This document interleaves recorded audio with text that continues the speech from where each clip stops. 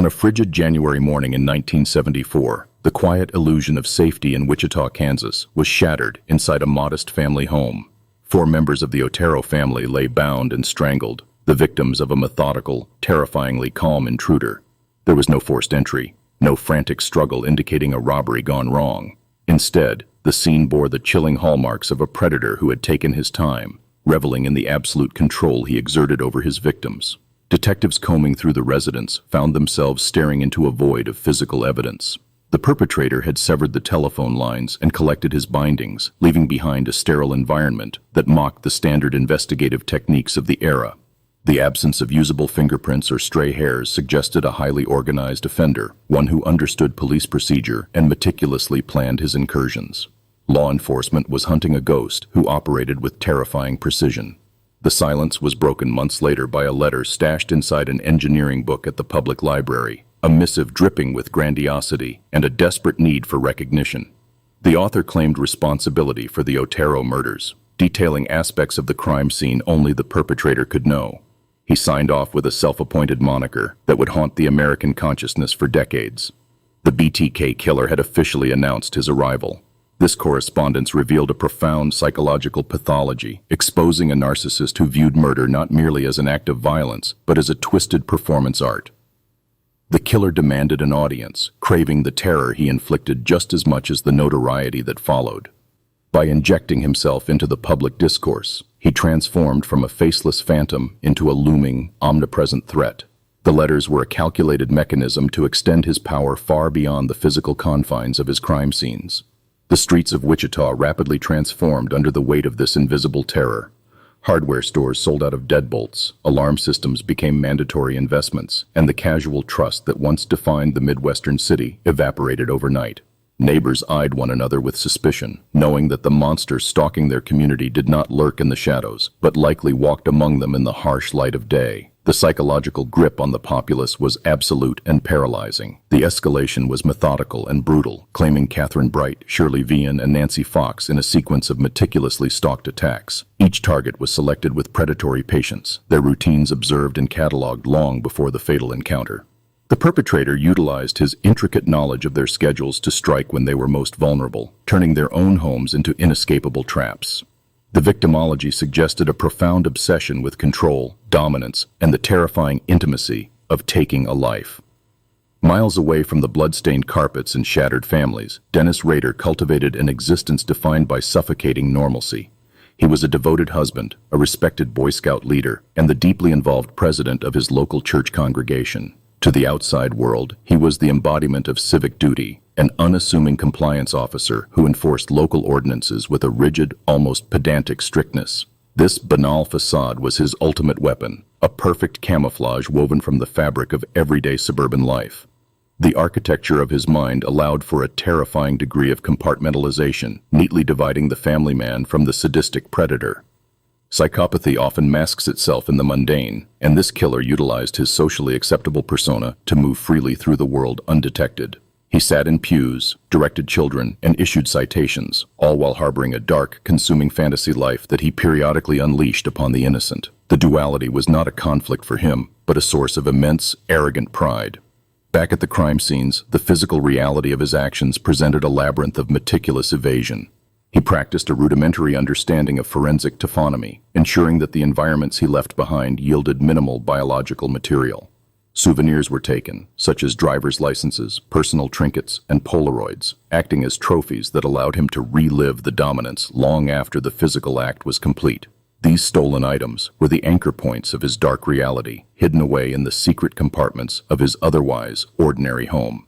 The technological limitations of the 1970s and 1980s severely handicapped the pursuit of such a disciplined offender. DNA profiling was a concept of the distant future, and criminal databases were fragmented, relying heavily on localized, paper-based record-keeping. Investigators were forced to lean on behavioral profiling and the desperate hope that the killer would make a fatal error in his communications. But the phantom remained disciplined, his taunts carefully constructed to provoke without ever revealing a tangible thread to pull.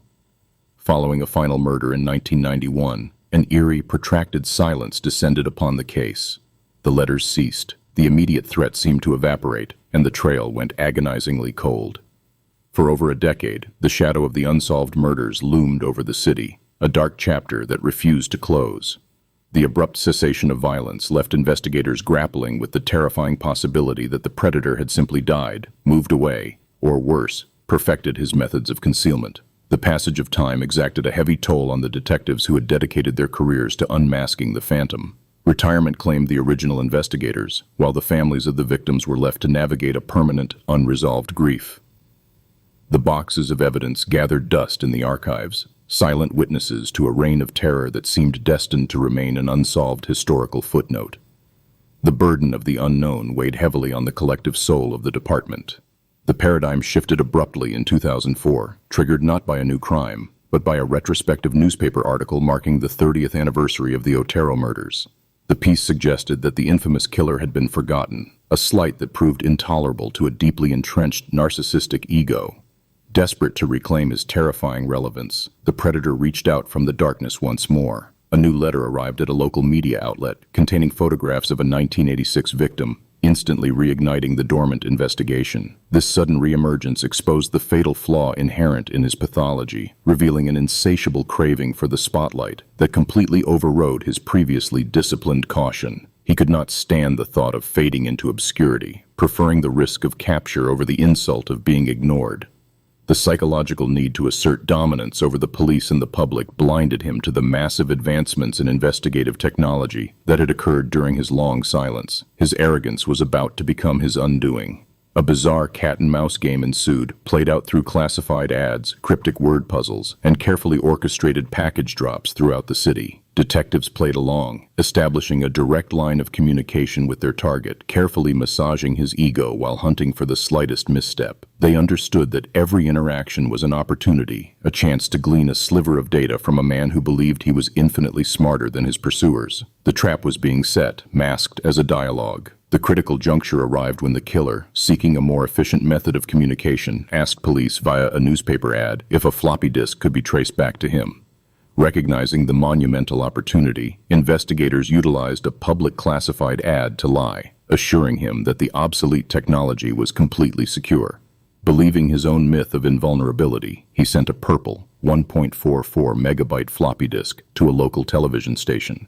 It was a staggering miscalculation, a piece of digital evidence handed directly to the authorities. Computer forensic specialists immediately imaged the disk, bypassing the surface documents to delve into the deleted metadata hidden within the file structure. Deep within the digital architecture of a recovered Microsoft Word document, they unearthed a beacon of truth. The metadata revealed that the file had been modified by a user named Dennis on a computer registered to the Christ Lutheran Church. In a matter of keystrokes, the impenetrable phantom was suddenly tethered to a name and a physical location. A rapid inquiry into the congregation's leadership yielded a devastatingly mundane profile. Dennis Rader, the rigid compliance officer and former Boy Scout leader, was the president of the church council. The man who had terrorized a city, who had bound, tortured, and killed with impunity, was a fixture of the local community. The juxtaposition of his horrific crimes against his painfully ordinary existence sent shockwaves through the investigative team. The monster was not a shadowy drifter, but a neighbor. Covert surveillance teams immediately blanketed the suspect's neighborhood, watching as he went about his banal daily routines. They observed him inspecting yards for code violations, attending church services, and carrying out the mundane chores of suburban life. Every action was scrutinized through the lens of a serial predator, the investigators acutely aware that beneath the surface of this aging, bespectacled man lay a landscape of unimaginable cruelty. The tension of watching a killer in his natural habitat was palpable. Despite the damning digital evidence, prosecutors required an irrefutable biological link to secure a conviction and prevent any possibility of a trial based solely on circumstantial metadata. They needed DNA, but acquiring it directly from the suspect risked triggering his flight or prompting him to destroy the hidden trophies of his crimes. The solution lay in the emerging revolutionary field of genetic genealogy, a technique that would allow them to bypass the target entirely and look to his bloodline. Investigators secured a warrant for medical records belonging to the suspect's daughter, specifically targeting a tissue sample retained at a university medical clinic from a routine pap smear. This biological material was sequenced and compared against the seminal fluid preserved from the historical crime scenes. It was a brilliant, stealthy maneuver, utilizing the genetic legacy of the killer's own family to bridge the gap between a cold case and the modern laboratory. The scientific net was drawing tight. The results from the laboratory were definitive and catastrophic for the man who thought he had outsmarted the world. The familial DNA analysis confirmed a direct, undeniable parental match to the biological profile of the unknown perpetrator. The genetic code stripped away the final layers of his suburban camouflage, providing the mathematical certainty required to move forward. The science of 2005 had finally caught up to the crimes of the past, sealing the fate of the elusive predator. Armed with insurmountable evidence, a convoy of unmarked vehicles intercepted the suspect during a routine drive toward his home.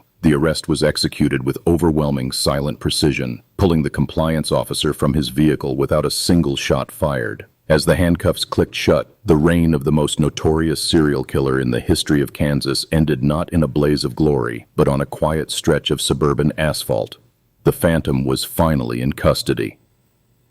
Inside the interrogation room, the facade crumbled, revealing the petty, fragile ego beneath the monstrous persona.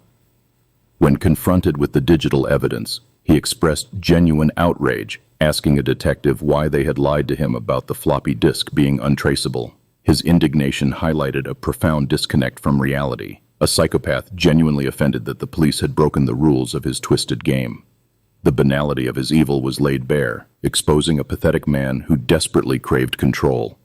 His ability to evade capture for 30 years, spanning from 1974 to 2004, while managing to hide his horrific crimes in plain sight, remains a chilling testament to the deceptive nature of the psychopathic mind. The unmasking of Dennis Rader shattered the comforting illusion that monsters are easily identifiable by their outward appearance. Yet his ultimate downfall stands as a monumental triumph of perseverance and the relentless march of forensic technology. The silent witnesses, a deleted digital footprint and a microscopic strand of DNA, finally spoke, ensuring that the darkness could no longer hide.